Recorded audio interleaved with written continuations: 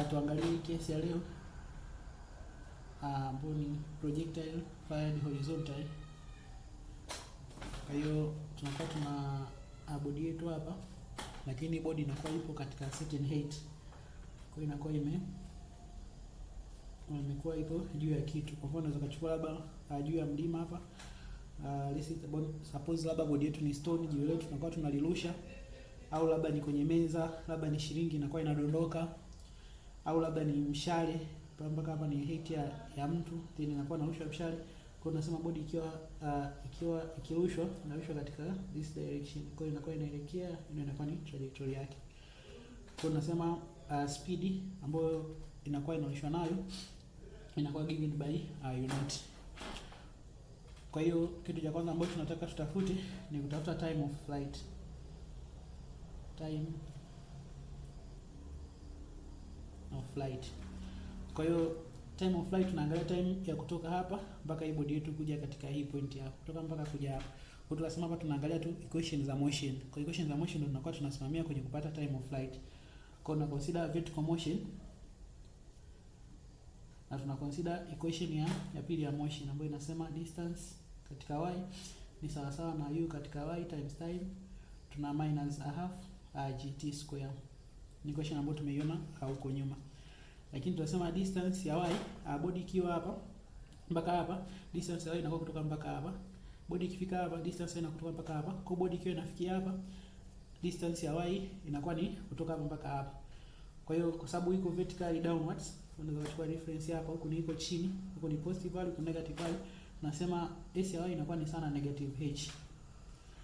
Lakini hiyo ya y initial katika y tunasema hii body imekuwa imerushwa ina horizontal component. Maana yake ipo tu ni horizontal. Kwa hiyo kwenye upande wa nani wa y hakuna value. Kwa hiyo it is only horizontal. Kwa hiyo tunasema hiyo ya y ni sawa na 0. Then time yetu inakuwa na correspond na time of flight. Kwa hiyo tukiweka pale tunakuwa tuna negative h. Hapa tunakuwa tuna 0, tuna minus a half g t cube square. Kwa hiyo negative na negative inakuwa ni positive. Then hapa itakuwa ni 2h, tunagawanya kwa g, then tuna under root. Kwa hiyo huyu ndio time of flight. Kwa hiyo time of flight tunapata kutoka kwenye uhusiano. Then kingine ni kutafuta range, horizontal range.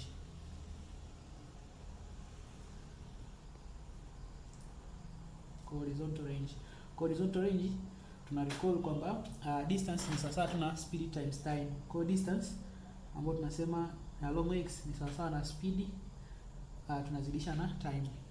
Lakini distance yetu tunasema ni sawa na range. Lakini u x for this value. Sababu tunasema u y ni amno, lakini u x ndo ile pale component ambayo tunasema ni u naught.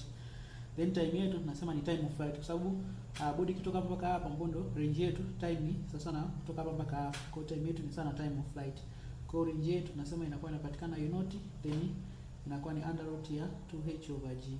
Kwa hiyo ndo kanuni ya kumpatia range. Then kuna velocity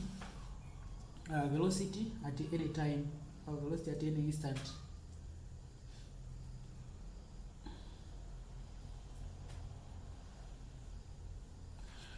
Kwa hiyo kwa mfano bodi yetu lakini kwa katika certain height tumeirusha. Kwa hiyo tunataka tujue kwa mfano ikiwa hapa let's say velocity yake inakuwa ni thamani gani, au ikiwa hapa velocity yake ni thamani gani, au ikiwa hapa velocity yake ni thamani, au ikiwa hapa chini velocity yake ni thamani gani, ambapo mpaka hapa tumesema ni h na imerushwa katika speed ambayo ni u naught. Kwa hiyo ikiwa katika hapa tunasema ina velocity ambayo ni v, then hii v tuna resolve, kuna component ya horizontal na kuna component ya vertical. Kwa hiyo tumeandika vizuri hapa tunakuwa tuna v, lakini huku tunakuwa tuna v ya x na huku tunakuwa tuna v ya y ambayo pia inapatikana hapa. Kwa nasema kumpata huyu v tunakuwa tunatumia tu Pythagoras. Kutoka na Pythagoras theorem, v cube square ni sawa sawa na v ya x cube square plus v ya y cube square. Kwa hiyo tukianda root tunasema v ni sawa sawa na under root ya v ya x cube square plus v ya y cube square. Kwa hiyo ndio thamani ya kupata velocity. Ambapo v ya x tulisema v ya x always final ni sawa sawa tuna initial. Kwa hiyo kwenye velocity haibadiliki, ambapo ni sawa sawa na u ya x ni u naught. Kwa speed ambayo inakuwa bodi yetu imerushiwa ni u naught. Kwa hiyo tunasema v ya x ni sawa sawa na u naught, ambapo ndio thamani ya kuielezea hapa. Lakini v ya y tunasema v ya y kutoka equation ya kwanza ina sawa na u ya y minus gt.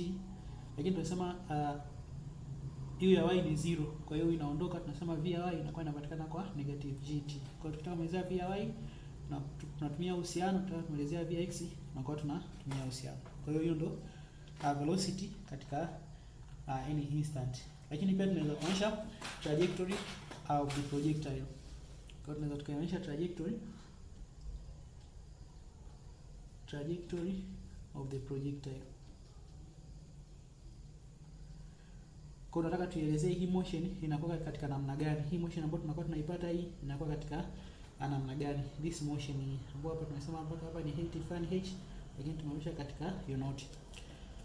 Kwa tunataka tuelezee ambapo tulikuwa tushaona huko nyuma kwamba ni parabola, lakini hapa nataka tuiprove kwamba hiyo parabolic path inakuaje. Kwa hiyo tuna consider tunaanza na vertical motion. For vertical motion sababu tumesema ni two dimensional motion, kwa tutakuwa tuna consider vertical na horizontal. Tunasema kutoka kwenye equation ya pili ya motion ambayo s ya y is equal to v ya y times time minus a half gt cube square. Lakini tunasema s ya y ni distance along y, kwa mfano let's say iko katika hapo, kwa itakuwa ni kutoka mpaka hapo. Na distance let's say x ni kutoka mpaka hapo. Kwa hiyo let's say hapa itakuwa distance fulani ya y itakuwa distance fulani ya x, kiwa hapo na distance fulani ya y na distance fulani ya x. Kwa hiyo tutasema s ya y ni sawa sawa na y, lakini itakuwa ni negative sababu iko chini, iko vertical downward. U ya y tumesema ni sawa na 0 sababu hapa always kuna horizontal component, na basi tunaweza ka substitute hapo tukasema negative y inakuwa ni sawa na 0, inakuwa negative half gt cube square. Kwa hiyo y tunasema inakuwa ni sawa sawa na half gt cube square. Equation ni equation ya kwanza. Lakini pia tuna consider horizontal motion. Kwa horizontal motion tunasema always distance ni sawa sawa na speed times time. Ambapo distance yetu ndio that ambayo ni x, speed yetu ndio hiyo u ya x ambayo ni unit, lakini nazidisha hapo na time. Kwa hiyo x tunasema inakuwa ni sawa na unit, then tukimake subject time tunasema inakuwa ni x over unit. Equation inakuwa ya pili. Kwa hiyo unaweza substitute thamani ya time hapa kwenda kwenye uhusiano. Kwa hiyo substitute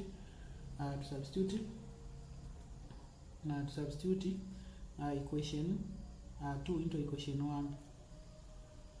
Kwa hiyo tukisubstitute pale tunasema y yetu inakuwa ni sawa na nusu ya g, lakini time yetu inakuwa ni x over unit then cube square. Kwa hiyo tunazidisha mara mbili. Kwa hiyo tunasema hapa tunapata y ni sawa na nusu times g x square over unit cube square. Kwa hiyo tumesema hapa g ni constant ambayo ni 7.8 2, na hii unit pia tunapewa ni namba. Kwa hiyo tunaweza kusema hapa tunaweza kuandika y ni sawa na a value let's say times x square, ambapo tunasema hii inaonyesha tayari ni quadratic in nature, ambapo tunasema pia motion yake ni parabola. Kwa hiyo hii ni nini? This is a parabola. Kwa hiyo inaonyesha kwamba motion ya nini ya projectile ikiwa inarushwa motion yake ni nini? Ni parabola.